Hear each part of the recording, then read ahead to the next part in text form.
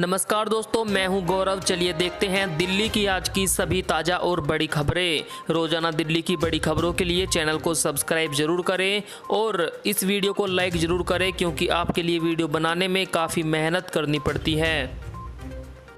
Corona संक्रमण से बचाव के लिए 10,000 ऑटो में लगाए जाएंगे सेफ्टी स्क्रीन। परिवहन विभाग ने उबर इंडिया के सहयोग से कोविड संक्रमण से सुरक्षा के लिए ऑटो चालक और यात्रियों के बीच लगाए जाने वाले सेफ्टी स्क्रीन का निःशुल्क वितरण शुरू कर दिया। दिल्ली के परिवहन मंत्री कैलाश गहलोत ने बुराड़ी परिवहन प्राधिकरण के परिसर में इसकी शुरुआत की। इस अभियान के तहत 10,000 ऑटो में सेफ्टी स्क्रीन पहले आओ पहले पाओ के आधार पर लगाई जाएगी। हाईकोर्ट ने दिल्ली सरकार को फिर डांट लगाई। कहा, भूखों को भोजन उपलब्ध कराना आपकी जिम्मेदारी। भोजन उपलब्ध करवाना सरकार की जिम्मेदारी है और वह भूखों को भोजन मुहैया कराने से इनकार नहीं कर सकती। ये बातें हाईकोर्ट ने दिल्ली सरकार को फटकार लगाते हुए कही। राजधानी में सूखा राशन प्रदान करने के लिए गैर राशन कार्डधारी लाभार्थियों की संख्या 20 लाख सीमित करने की नीति को मनमाना करार दिया गया। हाईकोर्ट ने कहा कि ये कोई ऐसा मुद्दा नहीं है जिस पर सरकार वाद विवाद करती रहे और कहे कि फाइल पर विचार किया जा रहा है। राष्ट्रीय खाद्य सुरक्षा कानून के तहत ये सरकार की जिम्मेदारी है। दिल्ली सरकार ने मनमाने तरीके से लाभार्थियों की संख्या को घटाया। चांदनी चौक को प्लास्टिक मुक्त करने की कवायद शुरू। चांदनी चौक के सौंदर्यीकरण के साथ ही इस क्षेत्र को प्लास्टिक मुक्त कराने की कवायद की जा रही है। स्थानीय प्रशासन कारोबारी इलाके को कैसे प्लास्टिक मुक्त करे और इसका कैसे निपटान किया जाए, इसे लेकर समाधान तलाश रहे हैं। चांदनी चौक के व्यापारियों से भी इस मुहिम में सहयोग के साथ समाधान तलाशने को कहा गया। कई व्यापारी संगठनों के प्रतिनिधि मंडल से डीएम आकृति सागर की मुलाकात भी हुई। इस दौरान सागर ने व्यापारियों के सामने समाधान ढूंढने के साथ ही यह भी बताया कि किसी एनजीओ के सहयोग से समाधान तलाशे। किसान आंदोलन पर कांग्रेस बोली, अन्नदाताओं के साथ 7 महीनों से अत्याचार और षड्यंत्र कर रही है मोदी सरकार। कांग्रेस ने केंद्र सरकार के 3 नए कृषि कानूनों के खिलाफ किसान आंदोलन के 7 महीने पूरे होने पर नरेंद्र मोदी सरकार पर जमकर निशाना साधा और आरोप लगाया कि देश के अन्नदाताओं के साथ 7 महीनों से अत्याचार किया जा रहा है और षड्यंत्र करके उन्हें बदनाम करने के प्रयास भी किए जा रहे हैं। पार्टी के मुख्य प्रवक्ता रणदीप सुरजेवाला ने यह भी कहा कि कांग्रेस आंदोलनकारी किसानों के साथ खड़ी है। सुरजेवाला ने एक बयान में कहा कि समूचे विश्व में आज तक किसी निर्दयी और निर्मम सत्ता का ऐसा अत्याचार देखने को नहीं मिला जो मोदी सरकार धरती के भगवान कहे जाने वाले अन्नदाता किसानों के साथ लगातार पिछले 7 महीनों से कर रही है। अरविंद केजरीवाल का केंद्र सरकार पर तंज, ऑक्सीजन का झगड़ा खत्म हो गया हो तो थोड़ा काम कर ले। जी हां, मुख्यमंत्री अरविंद केजरीवाल ने कोरोना संक्रमण की दूसरी लहर के दौरान देश भर के अस्पतालों में ऑक्सीजन संकट और केंद्र से ऑक्सीजन की मांग पर आई हालिया रिपोर्ट पर चुटकी ली है। उन्होंने कहा कि अगर ऑक्सीजन पर झगड़ा खत्म हो गया हो तो थोड़ा काम कर ले। उन्होंने ट्वीट करके कहा कि आइए मिलकर ऐसी व्यवस्था बनाते हैं कि कोरोना की संभावित तीसरी लहर में किसी को ऑक्सीजन की कमी ना हो। दूसरी लहर में लोगों को ऑक्सीजन की भीषण कमी हुई थी। आपस में लड़ेंगे तो कोरोना जीत जाएगा, मिलकर लड़ेंगे तो देश जीत जाएगा। दिल्ली में हारता कोरोना, साल के सबसे कम मामले आए सामने, 9 लोगों की हुई मौत। दिल्ली में इस साल के सबसे कम कोरोना के मामले सामने आए हैं। स्वास्थ्य विभाग के मुताबिक पिछले 24 घंटों में महज 85 नए मामले दर्ज किए गए और 9 लोगों की इस दौरान मौत हुई। विभाग के मुताबिक 158 मरीज ठीक भी हुए। फिलहाल 1598 एक्टिव मामले दिल्ली में मौजूद हैं। इनमें से अस्पतालों में 1008 रोगी भर्ती है। होम आइसोलेशन में 494 मरीजों का इलाज चल रहा है।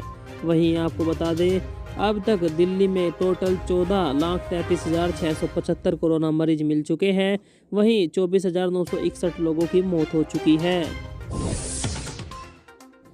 बीजेपी ने कहा जिनके पास राशन कार्ड नहीं है उन्हें भी राशन दे दिल्ली सरकार। विधानसभा में विपक्ष के नेता रामवीर सिंह बिधूड़ी और पूर्व प्रदेश अध्यक्ष व सांसद मनोज तिवारी ने दिल्ली सरकार पर राशन वितरण मामले में झूठ बोलने का आरोप लगाया है।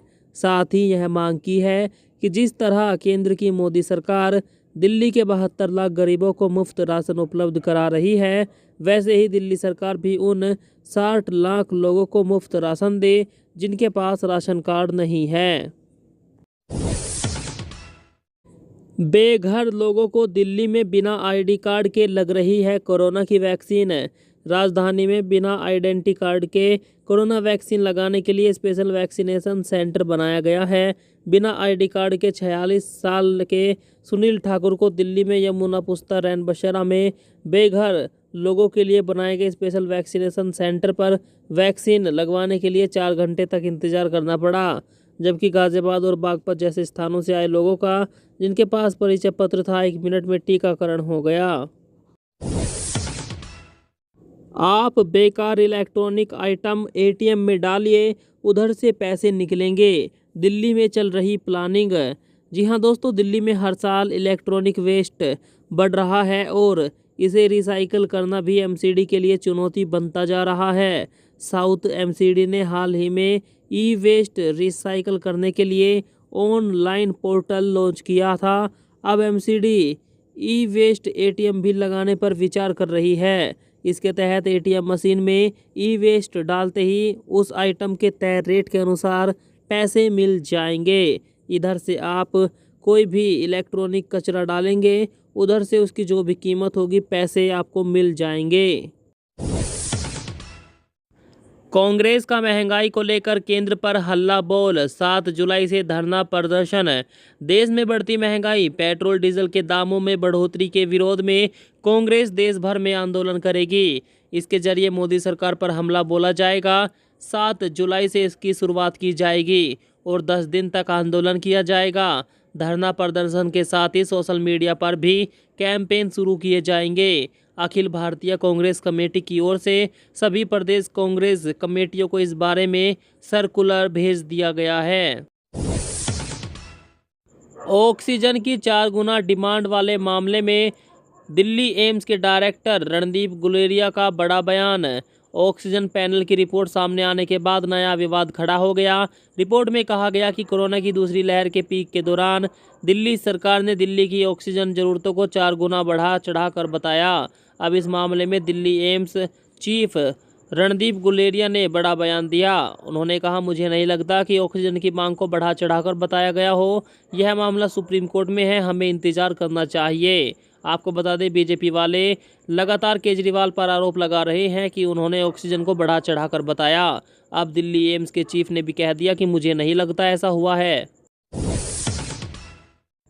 WHO की अपील, वैक्सीन लगवा चुके लोग भी ना छोड़े मास्क पहनना। कोरोना की दूसरी लहर से थोड़ी राहत मिल रही थी कि डेल्टा प्लस वेरिएंट ने दस्तक दे दी, जिसकी वजह से एक बार फिर से खतरा बढ़ गया है। WHO के अधिकारी मरियांगेला सिमाओ ने कहा कि जो लोग वैक्सीन की दोनों डोज ले चुके हैं वो भी अलर्ट रहे। डेल्टा वेरिएंट खतरनाक है, अकेले वैक्सीन कम्युनिटी ट्रांसमिशन को नहीं रोक सकती।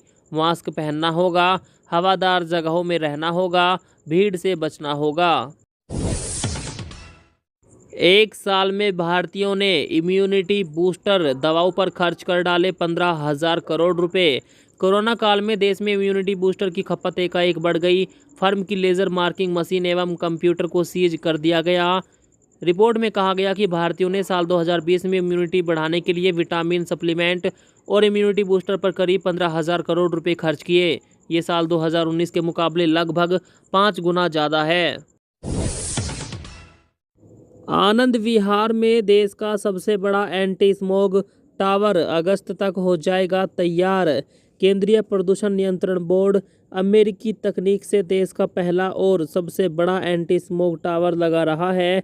आनंद विहार बस अड्डे परिसर में एग्जिट पॉइंट की तरफ 24 मीटर का टावर लगभग तैयार हो गया है। टावर की छत बनाने का काम चल रहा है। इस टावर के नीचे प्रदूषित हवा को साफ करने के लिए चारों तरफ 40 बड़े पंखे लगाए गए। पंखों के पीछे लगे फिल्टरों से साफ हवा होने के बाद शुद्ध हवा बाहर निकलेगी। अधिकारियों का कहना है कि करीब 1 किलोमीटर के दायरे में यह शुद्ध हवा वातावरण में फैलेगी। इस स्मॉग टावर पर करीब 22 करोड़ रुपए खर्च किए जा रहे हैं। और मुस्लिमों को चीन मामूली से मामलों में भी 25 साल तक की दे रहा है सजा।